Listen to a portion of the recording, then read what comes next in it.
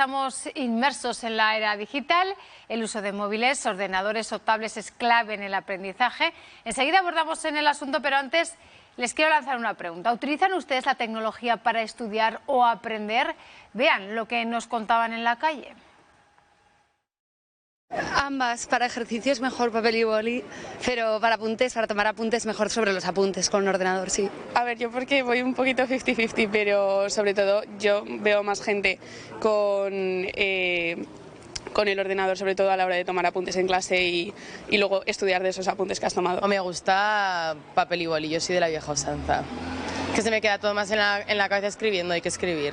Con papel y boli te puedes concentrar más y estás más centrado en lo que estás estudiando, y en el ordenador puede que haya más distracciones de aplicaciones. Para hacer apuntes en la universidad y ejercicios todo es vía online y en casa igual. Estudio ciencias, entonces es mucho más cómodo muchas veces utilizar papel para escribir fórmulas y cosas así, pero para apuntes y cosas de escribir más es más cómodo el ordenador porque es más rápido. Pues ahí lo estamos viendo, vemos que no hay quien no utilice lo digital para estudiar de una manera u otra, para buscar información. Vamos a tratar este tema, ya han visto que no estoy sola, estoy acompañada por Eva Sanz, mi compañera, y también estoy junto al doctor en Educación y psicólogo Carlos Hué. Muy buenas tardes a ambos. Muy buenas tardes. Buenas tardes, Vanessa. Sí, lo cierto es que en los centros escolares, universidades, institutos, colegios, en los últimos años ha crecido considerablemente la implantación de lo digital con fines pedagógicos. Para que se hagan una idea, en nuestro país el 90% de los niños y niñas utilizan aplicaciones digitales para aprender, tanto en casa como en las aulas. Y Carlos, muy buenas tardes. Te quería preguntar, Eva, ¿por qué es tan importante implantar lo digital para optimizar el aprendizaje? pues es como la cosechadora en el campo. No entenderíamos hoy una agricultura sin cosechadoras. Estamos en el siglo XXI y es más, hoy la demanda mayor que tiene la sociedad precisamente son de puestos de trabajo digitales. Lo que nos falta son precisamente competencias digitales. Por tanto, tendremos que formar a los niños que hoy son niños y mañana serán adultos, los tendremos que formar en competencias digitales. ¿A partir de qué edad consideran los expertos que se debería implantar el uso de lo digital en las aulas? Eso va a depender. Eso va a depender de los padres y madres, va a depender de los docentes y va a depender del niño. Un niño con 3 años, con 4 años ya puede utilizar una tablet. Pero lógicamente no le vamos a dejar la tablet continuamente al niño, que es lo que pasa muchas veces, sobre todo en los restaurantes, ¿correcto? Entonces, lo digital está ahí. Yo recuerdo mi tercer nieto, que ya cuando tenía un periódico hacía así, pasar. Es decir, ellos ya no son nativos absolutamente digitales, pero tenemos que formarlos. Y tenemos que formarlos en tecnologías de la información y la comunicación, pero también, sobre todo, en emociones, en saber controlar y regular qué es lo que quieren y, sobre todo, los caprichos. Claro, quizá ahí está el problema, ¿no? Ahí está donde choca un poco hoy en día. Tablets, ordenadores, sí, no, pero claro, si luego se van hacia juegos, hacia videojuegos, ¿cuál es el límite, cuál es no el límite? De ahí lo principal es esa formación para aprender a discernir. Yo diría que lo más importante es la educación. Yo vengo como miembro de la Asociación Aragonesa de Psicopedagogía y llevamos ya 20 años trabajando la educación emocional. La educación emocional significa que los chicos tienen que aprender a regularse. Lógicamente, un niño de 3 años no se puede regular igual que uno de 14. Pero a cada edad tendremos que enseñar a los chicos a regularse y ya no utilizar las cosas en función de lo que les gusta. Entonces deben aprender esto, porque si no aprenden a regularse, evidentemente van a tener problemas. Y de hecho tenemos niños y niñas adictos a las pantallas. Carlos, más allá de las pantallas, ese aprendizaje tradicional de toda la vida de lápiz y papel también es fundamental, no puede faltar en la educación, en las aulas. ¿Dónde está ese punto de unión entre ambos métodos de estudio, ¿no? Ese tradicional y las nuevas tecnologías? ¿Cuál sería esa línea para conseguir una educación eficiente? Pues yo diría que es el saber escribir a mano, escribir correctamente, es decir, no hacer mal las letras, y lógicamente con lenguaje y con competencia para escribir. Porque nos decía Piaget, que es en definitiva el padre de toda la pedagogía en Europa, es que el cerebro piensa mejor cuando piensa a la mano. Y cuando tú tienes una cosa, piensas algo y la llevas a escrito, entonces realmente la fijas. Claro, la interiorizas más. Claro, claro. Eso lo puedes hacer también, y yo lo hago con el móvil, a veces que me grabo cosas, ideas, para hacer un artículo o para dar una clase, ¿no? Pero tiene que tener la competencia, de psicomotriz, con los dedos y la coordinación con la visión, ¿no? Y entonces esos niños tienen que aprender, lógicamente.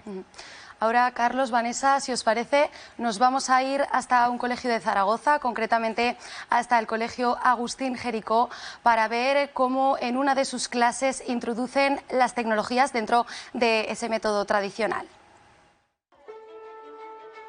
El rechinar de la tiza contra la pizarra ya es sonido pasado.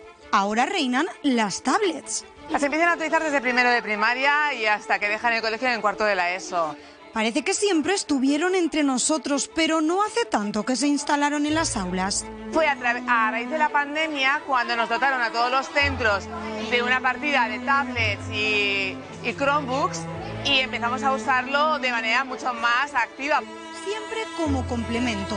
Una herramienta más para acercar el contenido que damos de forma tradicional con libros y cuadernos, pero que reforzamos de esta forma más lúdica para ellos. A ellos les entretiene más.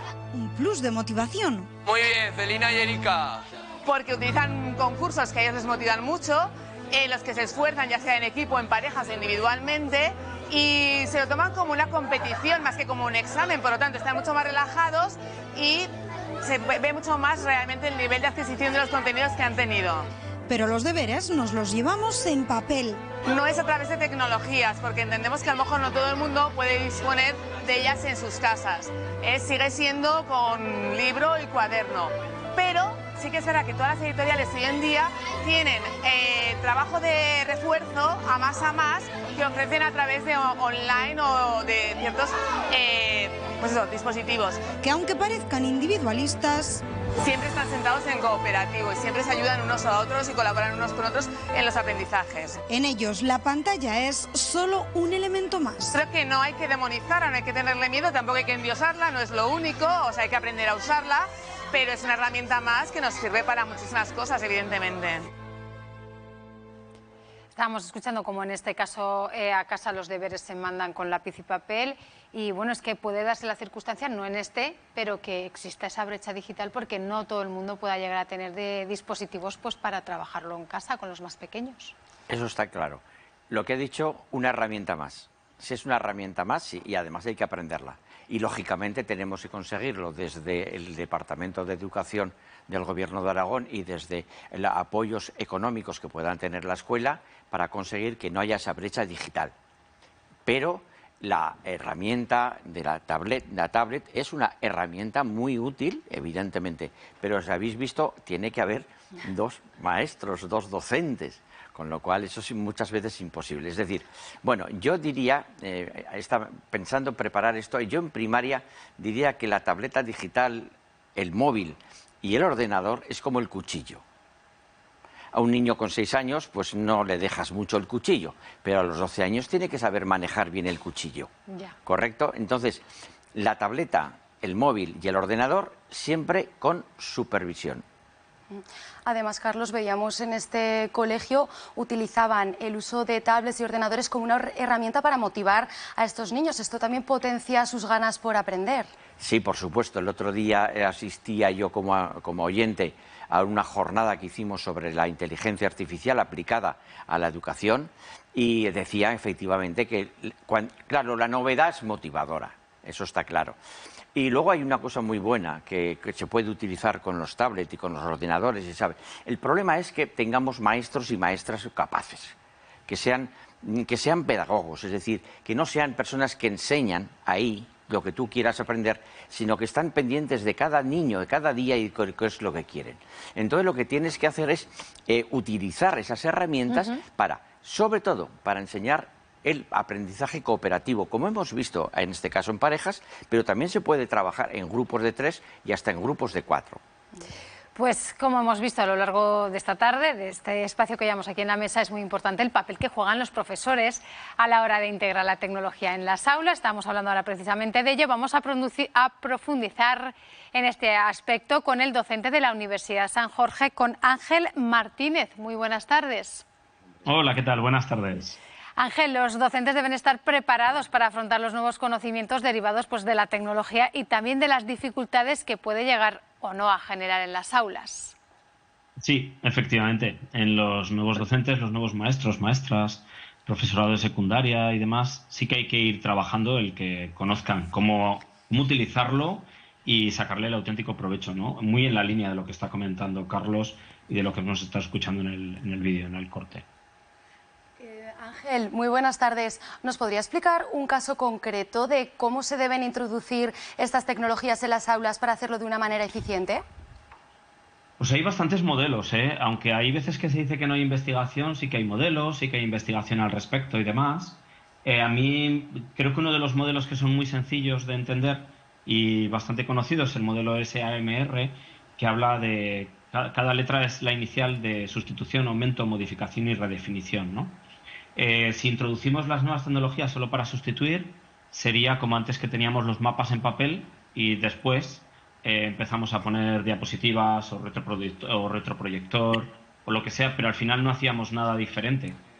Seguíamos proyectando igual. Después tenemos también el aumento.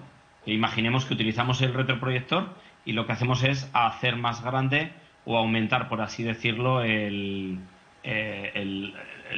mapa de alguna forma, ¿no? Estamos introduciendo algo que sí que aporta ese aumento. La modificación sería cuando nosotros estamos cambiando la metodología, estamos haciendo cosas diferentes. Sería introducir el mapa de Google Maps y, por ejemplo, y hacer una ruta o diseñar un trayecto o lo que sea. Y si queremos entrar y hacer una auténtica transformación, sería hablar de la redefinición, en la que nosotros estaríamos hablando de diseñar actividades que no se podrían hacer sin las nuevas tecnologías. Claro, si nos limitamos a introducir las nuevas tecnologías como una mera sustitución, el aporte es relativo, más allá de la motivación inicial y demás, ¿no? Lo interesante es que introduzca cosas diferentes, que no se puedan hacer sin la tecnología. Porque, Ángel, al final lo importante es que ese docente enseñe conocimiento, más allá de meros datos e información a los alumnos, ¿no? Sí, claro. Es que al final la introducción de las nuevas tecnologías, que yo estoy muy a favor y creo en la línea de lo que apuntaba Carlos, que tiene que ser con cabeza y formación, tiene que estar orientado a mejorar el proceso de enseñanza y aprendizaje y que favorezca la construcción del conocimiento de los alumnos, ¿no? Efectivamente. Esa es la finalidad última, si no, no tiene sentido.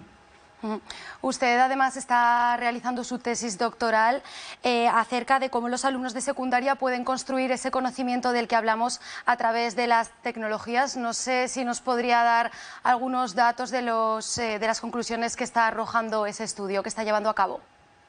Bueno, digamos que en el estudio de la tesis voy avanzando en él, pero sí que he hecho ya alguna investigación de más corto alcance al respecto.